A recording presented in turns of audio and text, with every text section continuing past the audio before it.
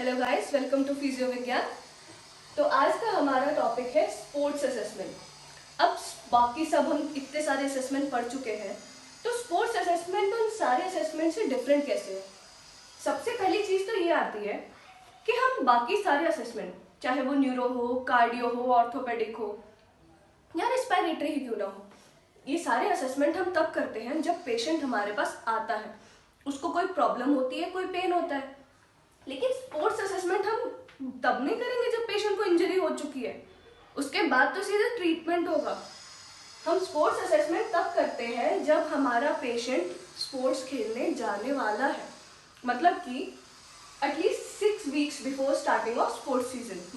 अगर मेरा प्लेयर जो है वो अगले महीने से या 2 महीने आगे से गेम खेलने वाला है, उसका सीजन स्टार्ट हो रहा है ऑन सीजन, ठीक है, तो मैं कम से कम 1.5 महीना पहले या 1.5 से 2 महीना पहले उसका पूरा असेसमेंट करूंगी, ताकि मुझे पहले से पता रहे कि मेरे पेशेंट की या मेरे प्लेयर की हेल्थ जो है या उसकी कंडीशन, मेडिकल कंडीशन कैसी है, या वो प्रोन है इस इंजरीज के लिए, उसके लिए खेलना हेल्दी है नहीं है, वो जा सकता है फील्ड में, उतर सकता है या नहीं उतर सकता है। तो ये सारी चीजें चेक करने के लिए, to deem a patient fit for playing, इसके लिए हम स्पोर्ट्स असेसमेंट करते हैं। ठीक है, सबसे पहला डिफरेंस हमें पता लग गया कि बाद में नहीं करेंगे इंजरी के, पहले करेंगे। बाद वाला जो होगा वो तो फिर एकदम इमीडिएट 2 मिनट असेसमेंट होता है, उसके बाद मैनेजमेंट होता है, अक्यूट मैनेजमेंट, ठीक है। और उसके बाद फिर वो फील्ड में जो आपने ऑन फील्ड अक्यूट मैनेजमेंट किया, उसके बाद आप रिहैब करने के लिए भेज देते हो, अगर वो ठीक नहीं हुआ है उस टाइम पर भी। लेकिन जो असेसमेंट होता है कंप्लीट, जो प्री पार्टिसिपेशन इवैल्यूएशन या असेसमेंट होता है, वो आपका होगा 1.5 से 2 महीना पहले, ठीक है। अब इसमें हम क्या क्या चीजें देखते हैं, ये बिल्कुल भी उस फॉर्मेट पे नहीं चलेगा कि हाँ हमने पहले ऑब्जर्वेशन किया, एग्जामिनेशन किया, इन्वेस्टिगेशन किया, या फिर हम उससे क्लिनिकल फीचर्स पूछ रहे हैं, क्या चीफ कंप्लेंट्स पूछोगे, क्योंकि अभी तो उसको कोई प्रॉब्लम है ही नहीं। तो वो फॉर्मेट बिल्कुल भी स्पोर्ट्स असेसमेंट में नहीं चलेगा, इसका एक पूरा कंप्लीटली डिफरेंट फॉर्मेट होता है, ठीक है। तो आप जो जनरल हिस्ट्री या फिर उस टाइम पे जो हिस्ट्री लेते हो नॉर्मल असेसमेंट में, या जो क्लिनिकल फीचर्स पूछते हो, या फिर जो आप ऑब्जर्वेशन, एग्जामिनेशन सब करते हो, वो और ये, इसमें बहुत ज्यादा अंतर आ जाता है। इसमें आप क्या क्या करोगे, इसमें आप शुरू ही हिस्ट्री से करोगे उसकी। सबसे पहले तो उसकी पूरी पीछे की हिस्ट्री आप लोगे, उसके बाद आप एग्जामिनेशन पे जाओगे, ठीक है। क्लिनिकल फीचर्स पूछने का कोई मतलब ही नहीं है।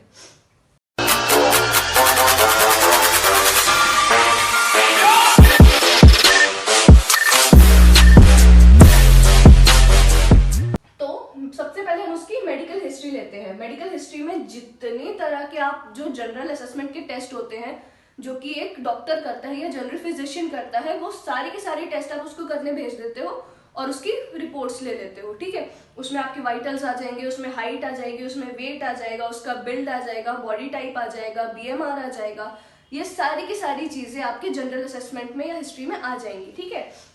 अब हिस्ट्री में पहली हिस्ट्री आ जाती है पास्ट हिस्ट्री, मतलब कि जब वो पहले खेलने गया था या पिछले सीजन में क्या उसको मना किया गया था खेलने के लिए, डिनाइड पार्टिसिपेशन, क्या कभी ऐसा हुआ है कि हाँ उसको खेलने के लिए मना किया गया था।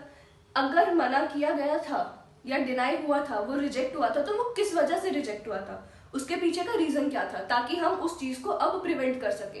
तो ये चीजें भी देखनी पड़ती है। कोई ऐसी मेडिकेशन है क्या जो वो क्रॉनिकली ले रहा है, लगातार खाता आ रहा है, क्या वो बैंड तो नहीं है, यही सब चीजें भी आपको देखनी पड़ेगी। कोई उसको मेडिकल हिस्ट्री तो नहीं है कि क्रॉनिक उसको कोई मेडिकल कंडीशन हो जिसकी वजह से उसको कोई प्रॉब्लम आए आगे चल के खेलने में या स्पोर्ट्स में। कभी वो हॉस्पिटलाइज हुआ है क्या, अगर हुआ है, रिसेंट हॉस्पिटलाइजेशन है तो किस वजह से हुआ था, क्या रीजन रहा, कितने टाइम का हॉस्पिटलाइजेशन था और ट्रीटमेंट प्रोसीजर क्या था, ये चीजें भी आप पता करोगे, ठीक है। मेडिकेशंस आपने देख ली, हॉस्पिटलाइजेशन देख लिया, क्या वो किसी तरह के सप्लीमेंट्स खा रहा है, क्योंकि अगर वो सप्लीमेंट्स बैंड है तो फिर वो उसको ना चाहते हुए भी आपको स्पोर्ट्स से बाहर करा जा सकता है। उस टाइम पर आप पे केस हो, इससे पहले कि आप पहले अवेयर रहे कि कौन से मेडिकेशंस जो है वो अलाउड है या कौन से सप्लीमेंट्स जो है अलाउड है और कौन से नहीं अलाउड है, ठीक है। इसके बाद आ जाता है एलर्जीज। क्या आपके प्लेयर को किसी भी तरह की कोई एलर्जी है जो कि फील्ड में उतरने के बाद उसको प्रॉब्लम दे सकती है या फिर कुछ भी इश्यू कॉज कर सकती है।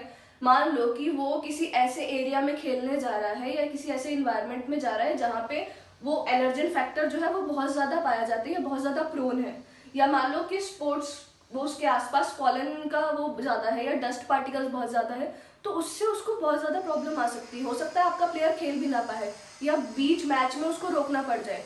तो उसके लिए आप जो प्रिवेंटिव मेजर लोगे या जो मेडिसिन वगैरह दोगे, वो सारी चीज़ें आपको ये सारी सब पहले पता होना चाहिए।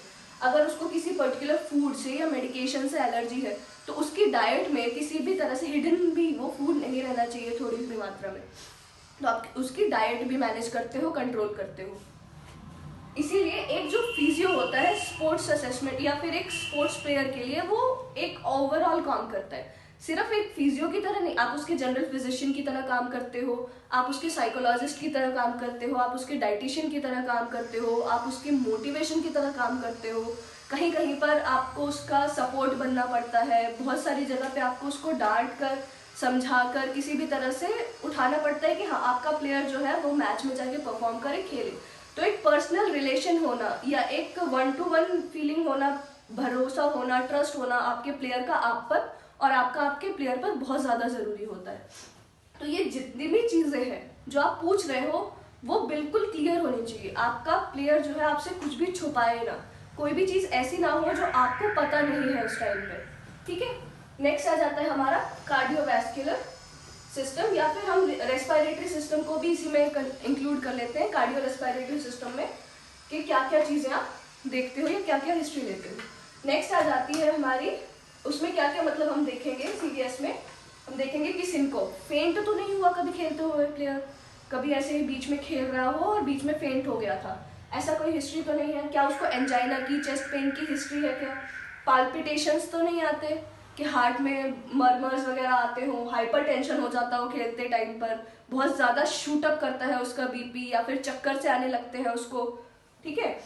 या आपका जो प्लेयर है वो बहुत ज़्यादा जल्दी थक जा रहा है खेलते खेलते, उसको डिस्निया, ब्रेथलेसनेस हो रहा है, क्या उसको फैमिली हिस्ट्री है क्या सडन कार्डियक अरेस्ट की, कि मतलब एकदम से हार्ट अटैक आके कोई भी डेथ हो गई, उसके फैमिली में पहले कभी ऐसा हुआ है?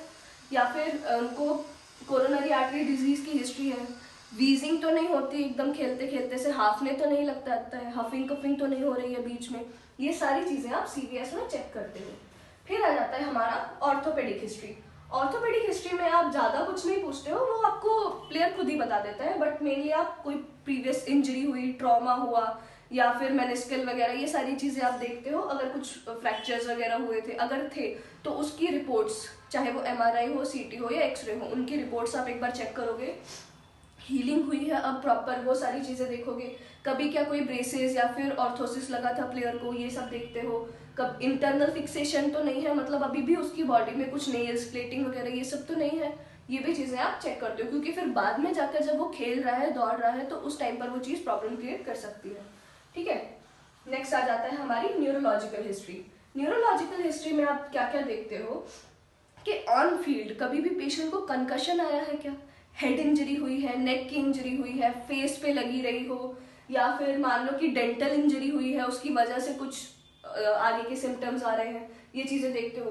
क्या हेड पे लगने के बाद या फिर किसी फॉल के बाद उसको मेमोरी लॉस तो नहीं हुआ, अगर हुआ है तो कौन सा वाला मेमोरी लॉस, रिसेंट या फिर कुछ पास्ट की चीज़ें भूला था, कभी ऐसा हुआ था कि डिसओरिएंटेशन हुई थी, उसका जीसीएस वगैरह चेक करने का वो लगा रहा हो, नंबनेस, टिंगलिंग सेंसेशन उसको आई हो या फिर आती हो जनरली किसी एक पोस्चर में या पोजीशन में, ये चीज़ें चेक करते हो। क्या उसको कान में से टिन करके टिनिटस साउंड सुनाई देता है, ब्रेन फॉग हुआ था, या एकदम ब्लैंक हो जाता है जैसे प्लेयर कभी खेलते खेलते, ऐसा कभी कुछ हुआ है, सिम्टम्स आए हैं, ये सारी चीज़ें भी आप पूछते हो। नेक्स्ट आ जाता है हमारा ईएनटी या फिर आईज, नोज, थ्रोट, ये जो है उसके कोई भी सिम्टम्स, अगर कुछ हिस्ट्री है, ग्लासेस लगाता है प्लेयर, लेंस लगाता है, क्योंकि उस टाइम पर मान लो कि हाँ हमारा फुटबॉल का प्लेयर है, उसको बॉल लग गई, तो वो आईज में या उस एरिया में अगर लग रही है तो फिर वो जो लेंस के पार्टिकल्स है या जो स्पेक्टिकल्स तो हम लगाते नहीं है, अगर लेंस ऐसा कुछ है तो वो टूट कर आपकी आईज को इंजर कर सकते हैं, तो ये चीज़ें भी आपको देखना पड़ता है। कभी ब्लरी विजन तो नहीं होता, उसको डार्क स्पॉट्स तो नहीं दिखने लग जाते हैं बीच बीच में कि हाँ फटीग की वजह से डार्क स्पॉट्स दिख रहे हैं या ब्लैक विजन दिख रहा है, ब्लैक स्पॉट दिख रहे हैं, ये चीज़ें भी आप देखते हो। हियरिंग उसकी प्रॉपर है क्या, कि अगर उसका टीममेट या कोच कॉल कर रहा है तो दोनों साइड से उसको बराबर सुनाई दे रहा है, ये चीज़ें हैं। थ्रोट स्पीच उसकी प्रॉपर है, मम्बल्ड या इनकॉरेंट स्पीच तो नहीं है, ये चीज़ें ईएनटी वगैरह आप देखते हैं।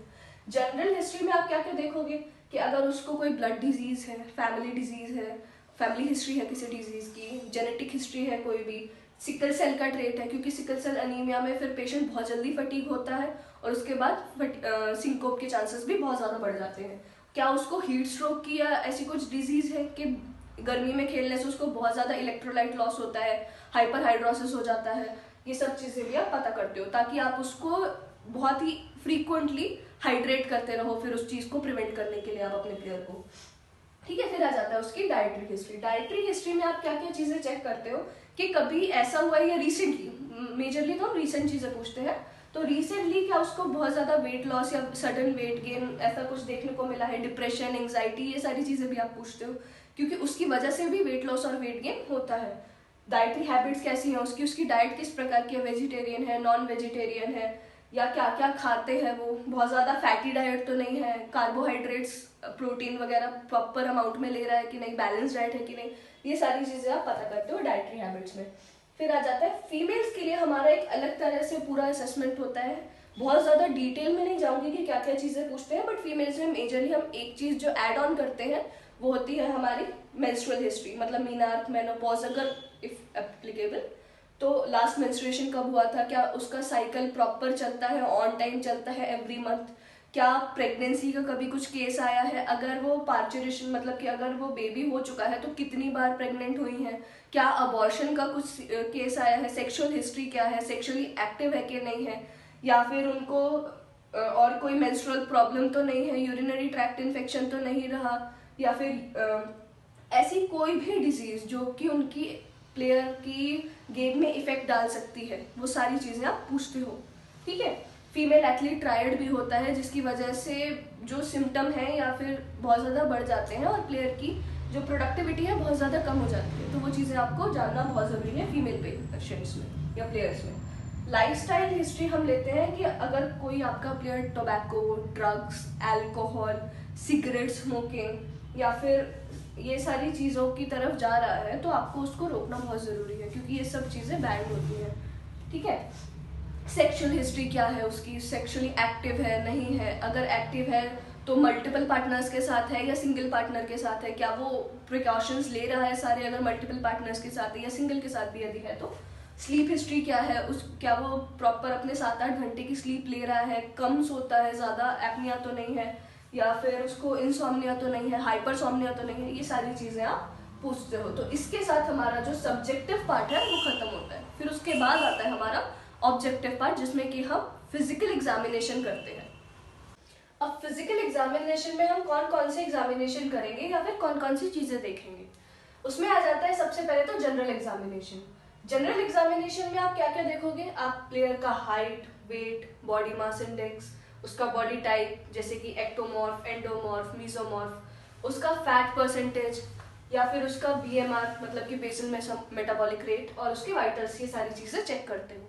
ठीक है, जनरल हो गया। अब उसके बाद ईएनटी, आईज नोज थ्रोट, इसमें आप क्या क्या चीज़ें चेक करते हो, विजुअल एक्यूटी, ठीक है, प्यूपल की एसिमेट्री मतलब कि कहीं पर स्क्विंट या लेटरल स्क्विंट, मिडिल स्क्विंट, ये सारी चीज़ें तो नहीं है, उसके टीथ की अलाइनमेंट, उसका ईयर कैनाल क्लीन है नहीं है या फिर उसकी हियरिंग कैसी है, थ्रोट के कोई लीजन्स तो नहीं है, स्पीच कैसी है, ये सारी चीज़ें आप ईएनटी में देखते हो। फिर आ जाता है आपके लंग्स या फिर आपका रेस्पिरेटरी सिस्टम। रेस्पिरेटरी सिस्टम में हमने पहले भी जो हिस्ट्री ली उससे भी हमें पता लग जाएगा, और उसके बाद हम एग्जामिनेशन में क्या देखेंगे, उसके जो ब्रेथ साउंड्स है वो चेक करेंगे और चेस्ट का एक्सपेंशन आप एग्जामिन करोगे, उसकी डिफॉर्मिटीज वगैरह तो आप उससे पता ही लग जाएगी। फिर आ जाता है हमारा कार्डियोवैस्कुलर सिस्टम। कार्डियोवैस्कुलर सिस्टम में आप उसका blood pressure, heart rate, cardiac murmurs, ठीक है, radial and femoral pulse check करोगे मतलब पेरिफेरल पल्स जानने के लिए, और उसकी कार्डियक रिदम, कार्डियक आउटपुट, ये सारी चीजें आप एग्जामिन करते हैं।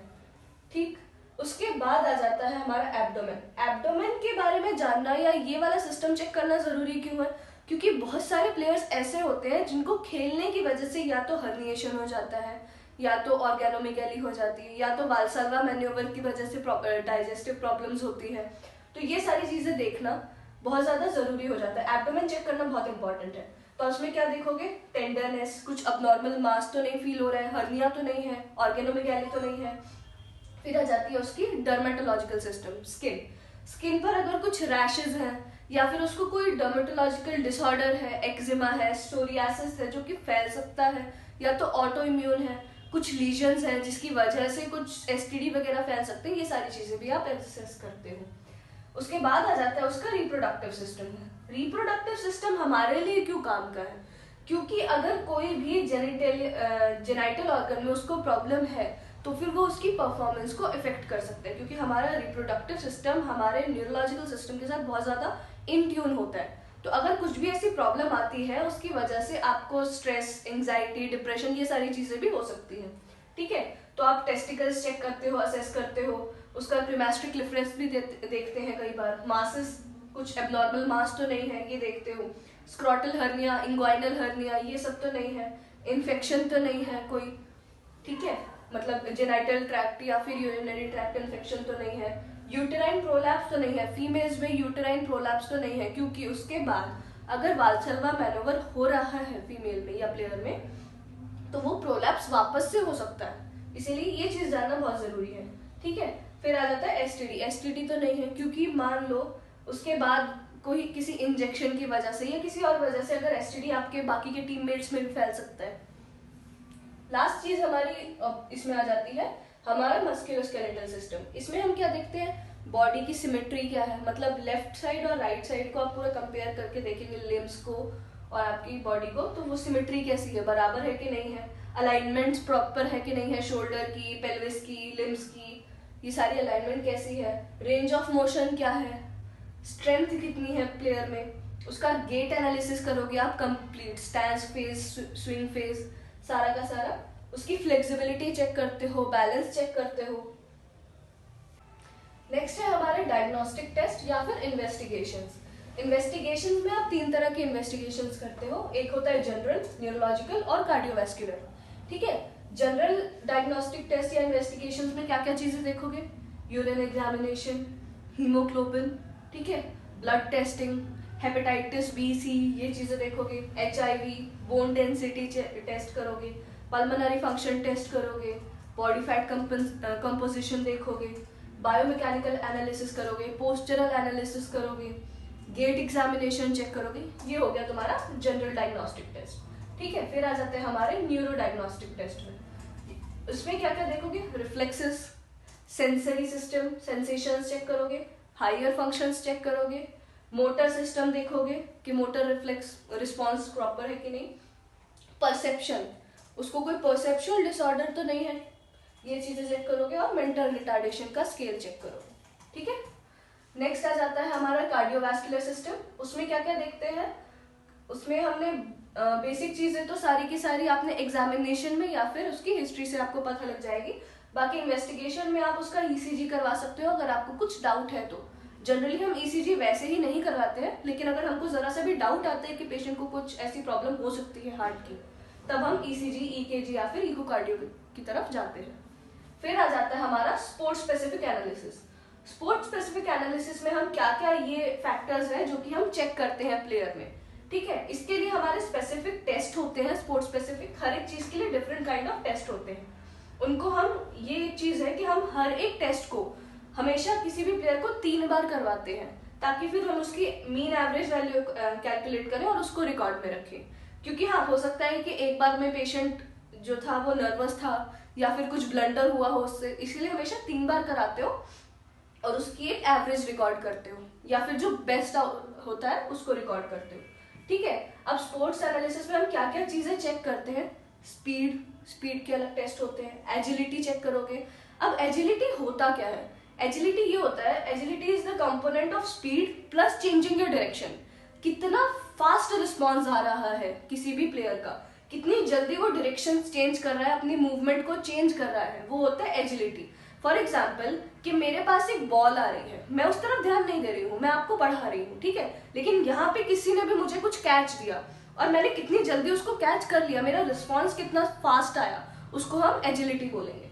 ठीक है, तो एजिलिटी के अपने टेस्ट होते हैं। फिर आ जाती है power, strength, balance and coordination player का चेक करोगे, मसल की एंड्योरेंस कितनी है, कितना ज्यादा टाइम तक वो एंड्योर कर सकता है किसी भी वर्कआउट को या किसी भी एक्टिविटी को। लॉन्ग टर्म एक्टिविटीज में these are more important, short term activities में हमारी पावर और स्ट्रेंथ का फैक्टर ज्यादा हो जाता है। और फिर आ जाती है फ्लेक्सिबिलिटी। अब इसमें ये हर एक कंपोनेंट में आप कैसे डिसाइड करते हो, आप इंडिविजुअल कंपोनेंट पे वर्क करते हो और साथ ही साथ आप अलग अलग कंपोनेंट्स का मिक्सचर बनाकर भी उस पर वर्क करते हो। डिपेंड करता है कि आपका प्लेयर जो है उसकी गेम क्या है, उसमें आपको एंड्योरेंस चाहिए, फ्लेक्सिबिलिटी ज्यादा चाहिए या फिर बैलेंस ज्यादा चाहिए। तो उस हिसाब से आप उसका पूरा का पूरा प्रोटोकॉल डिजाइन करते हो और उसी हिसाब से आप जो असेसमेंट है उसको ग्रेड करते हो कि आपकी रिक्वायरमेंट कितनी है या फिर एलिजिबिलिटी क्राइटेरिया कितना है। ठीक है, अब अगर आपको ये सारे टेस्ट जो कि स्पोर्ट्स एनालिसिस में होते हैं डिटेल में जानने हैं तो वो हम नेक्स्ट वीडियो में बताएंगे। Thank you.